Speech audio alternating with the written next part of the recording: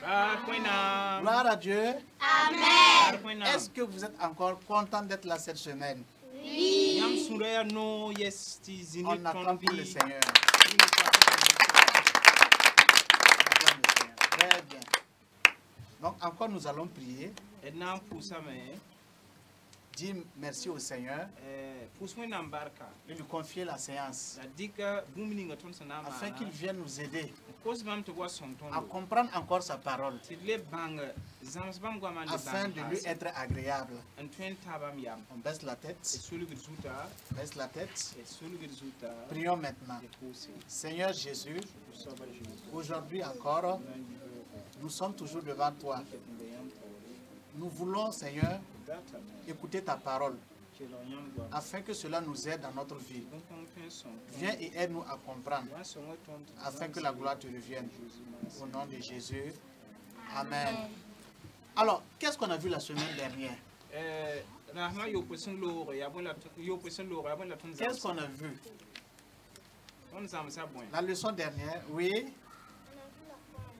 On a vu la foi en Jésus. Très bien. On est tous d'accord? Oui. La foi en Jésus, c'est quoi?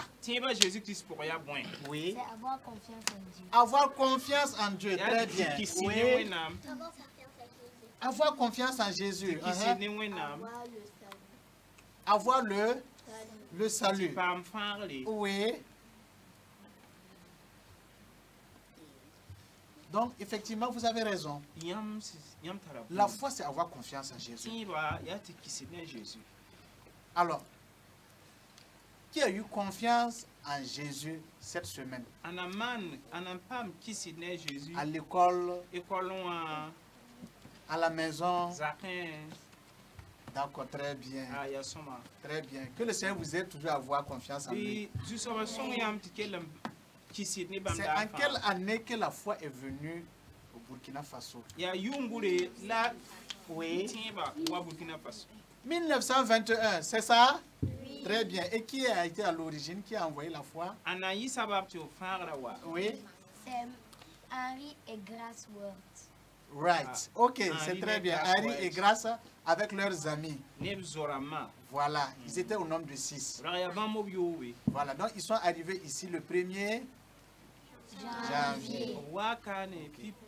Qui était le premier à donner sa vie à Jésus?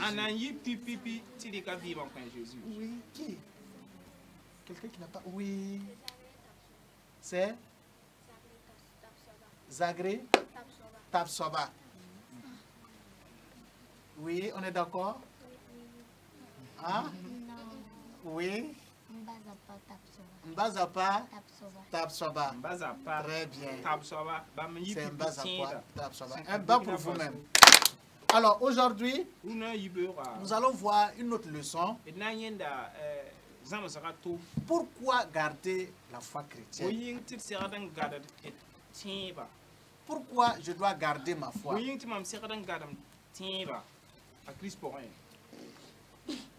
Alors,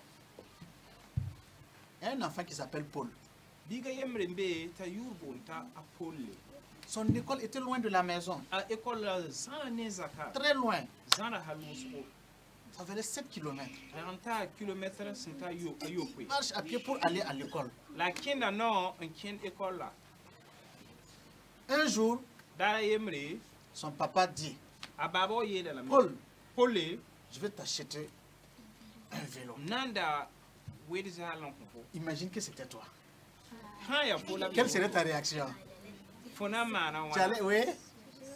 Je serais content naturellement. C'est pas vrai? Je serais content. Même moi, je serais content. Parce que je ne veux plus marcher pour aller à l'école. Mais pourquoi il est content? Oui? Il a la foi. Qu'il va avoir un vélo. Pourquoi il a eu la foi? Oui?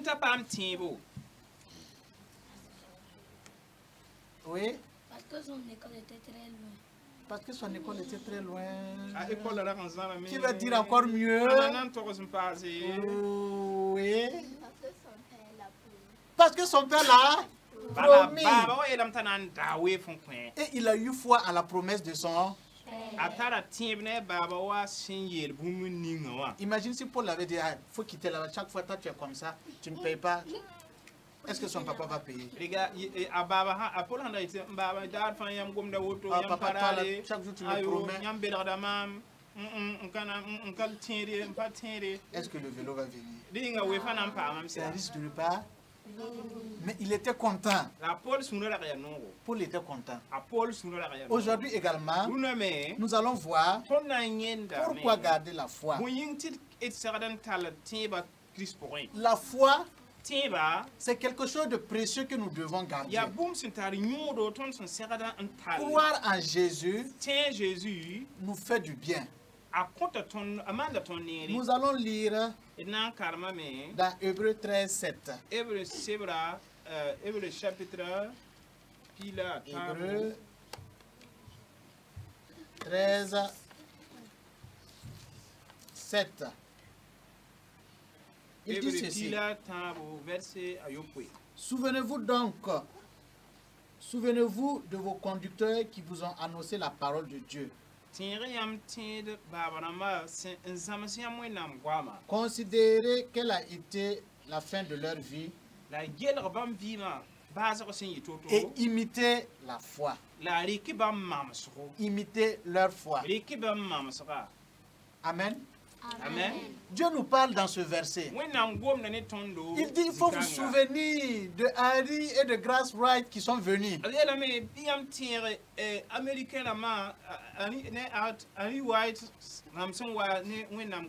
Ils ont eu la foi. C'est cette foi-là en Jésus-là qui les a amenés ici. Et Dieu les a dit de nous donner cette foi. Ils ont donné ça à nos grands-parents. Nos grands-parents ont donné à papa. Papa également nous donne. Nous aussi nous devons donner après. C'est pourquoi il est intéressant que nous gardions la foi. Si nous gardons la foi, nous aurons le salut. Le salut. Qui veut avoir le salut? Ah, moi aussi je veux.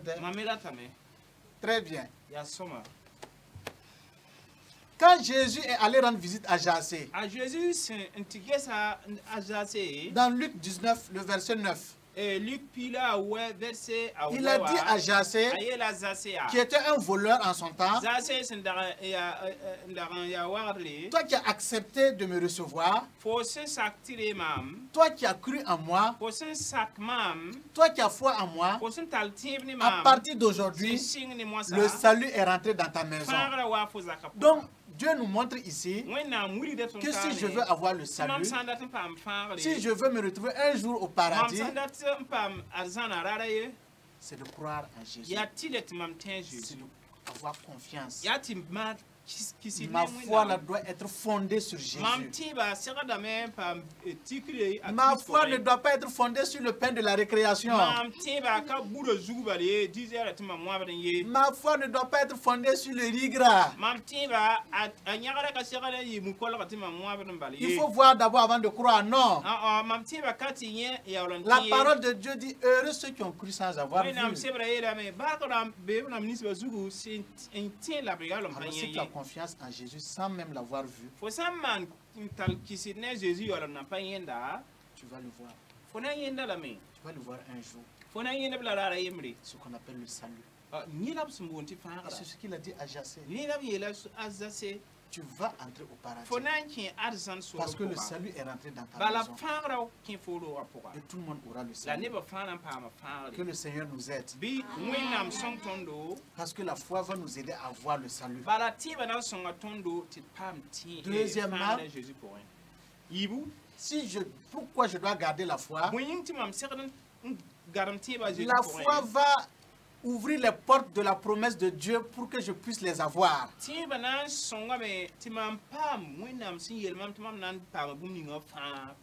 a dit que je vais t'aider. Je vais te soutenir. Je vais te soutenir à l'école. Je vais t'aider à la composition. Je veux veiller sur papa et maman. Je veux veiller sur toute la famille. Il suffit de croire. Et Dieu effectivement va veiller sur toi. Jésus va t'aider également. Voici ce que la foi peut nous donner. Il nous permet d'avoir les promesses de Dieu. Il nous permet d'avoir des bénédictions. Donc il y a une bénédiction qui est cachée derrière la foi. Un jour, il y a un enfant qui a appris l'histoire de Jésus sur la mer. Jésus s'est levé. Il a tendu sa main. Il a calmé la tempête. L'enfant a appris ça. Et on lui a dit que Jésus t'a donné aussi l'autorité de le faire. Jésus te le permet de le faire. Quand il est arrivé à la maison, le lendemain, ils sont allés au champ. La grand-mère a eu mal au dos. Quand elle s'est abaissée pour cultiver, elle ne pouvait plus se redresser. L'enfant est allé. Il a dit, mamie, est-ce que tu crois en Jésus? Il peut te guérir. Là, je vais l'appeler, il va venir. Il a touché la hanche. Il a dit, Jésus, si c'est toi qui as calmé les vents là, il faut calmer la douleur de ma grand-mère. Aide-le à se redresser. Et la grand-mère s'est redressée. Jusqu'aujourd'hui, la grand-mère n'a plus eu mal. C'est parce qu'il a eu la foi que Dieu a guéri la grand-maman. On dit Amen. Amen. Dieu peut faire quelque chose pour toi. Il suffit d'avoir la foi. Il suffit d'avoir la foi. Nous devons également avoir la foi parce que nous devons transmettre cette foi-là. À l'école, je dois transmettre la foi. L'apôtre Paul disait à Timothée, dans 1 Timothée 4:12, il dit sois un modèle. Sois un modèle. Les enfants, vous devez être un modèle. Parce que tu es un enfant de Dieu. Et tu dois être un bon exemple à l'école. Tu dois être un bon exemple à la maison. Tu ne dois plus sortir faire les grèves. Si tu fais grève et puis tu casses les feux rouges là, comment tu peux évangéliser? Si tu vois le bic de ton voisin, comment tu peux lui dire que Jésus l'aime? Si tu vois la craie de la maîtresse, comment tu peux évangéliser? Je dois être un bon exemple. Voilà pourquoi je dois garder la foi. Voilà pourquoi je dois garder la foi. Peut-être que tu es ici. Peut-être que, cher ami, tu nous suis depuis la télévision. Et qu'il arrive des moments où tu es perdu.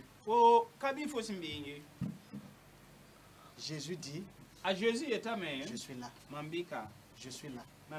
Je peux t'aider à garder la foi. Je peux t'aider à avoir confiance. Si quelqu'un est là et qu'il veut que Jésus l'aide à garder sa foi afin d'avoir le salut et les promesses de Dieu, qu'il baisse la tête, nous allons prier. Seigneur Jésus, nous avons encore entendu ta parole. Seigneur, la foi en toi, notre amitié avec toi nous permet d'avoir le salut, la vie éternelle. Comme Bartimée a retrouvé ses yeux, je veux retrouver également la vie en toi. Aide-moi, soutiens-moi, afin que je puisse bénéficier des promesses. Au nom de Jésus, Amen. Nous allons faire un court verset à retenir. Alors, se trouve dans Hébreux 11:6. Hébreux 11:6. D'accord. Or, sans la foi, il est impossible de lui être agréable. Car il faut que celui qui s'approche de lui croit que Dieu existe. Et qu'il est le rémunérateur de ceux qui le croient. Et qu'il est le rémunérateur de ceux qui le croient. Dans d'autres versions, vous allez voir de ceux qui le cherchent. C'est la même chose. Amen. Amen. Hébreux 11:6. Or la foi, or sans la foi, pardon, il est impossible de lui être agréable. Car il faut que celui qui s'approche de Dieu croit que Dieu existe. Et qu'il est le rémunérateur de ceux qui le cherchent. Hébreux 11:6.